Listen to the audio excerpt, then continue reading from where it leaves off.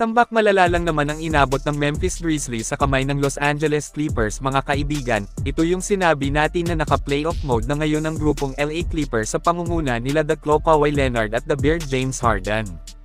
Isa ang team na ito na kapag makapasok ng playoffs ay paniguradong hindi sila basta-basta kapag healthy lang ang lahat ay sakit sila sa ulo sa West. Hindi nga dito pwedeng magkamali ang GSW dahil kung pumantay ang Clippers sa record na hawak ng Dubs ay mauunahan nila ang gold-blooded. Kasi hawak po ng LA Clippers ang tiebreaker. Matinding challenge ito ng GSW na ngayon ay mawawala si Steph Curry sa kupunan ng pansamantala dahil sa injury. Good luck sa Grizzlies kasi dumikit na rin ang Warriors sa kanila, posibleng babagsak pa ang Grizz sa play-in stage. Malaking dahilan sa pag-struggle ng team nila ngayon ay nandahil sa panay injury si Morant kaya tingnan natin ang mangyayari sa kanila. Masasabing napakahirap dito sa Western Conference kasi dikitan lang talaga. Ngayon ay dito naman po tayo sa laban ng Golden State Warriors kontra Atlanta Hawks mga kaibigan. Isang mahirap na laban ito para sa Dubs kasi nga walang Steph Curry sa kanila at sa baluarte pa ng Hawks gaganapin ang nasabing banggaan. Na magsisimula eksaktong 7 ng umaga sa atin dito sa Pinas.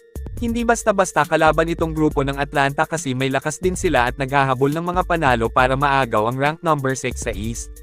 Masusubukan na naman ang Warriors sa laban na ito sa pangunguna ni Jimmy Butler ang former Heat superstar muna ang bahala sa Dubs.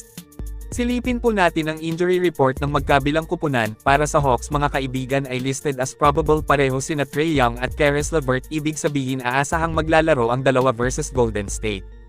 At para sa Dubs naman po ay questionable pa si Gary Payton 2 ibig sabihin hindi sigurado ang paglalaro niya kalaban ang Hawks. Out naman si Steph kaya kailangang magdoble kayod ang GSW sa laban, gaya ng sinabi ni Jimmy na dapat maglaro sila ng perfect basketball iwasan ang turnover at foul para manalo. Kayo mga kaibigan anong team sa tingin nyo ang mananalo sa kanilang banggaan bukas? I-comment lang po yan sa ibaba at akin pong babasahin yan. Maraming salamat po mag-iingat at God bless sa lahat.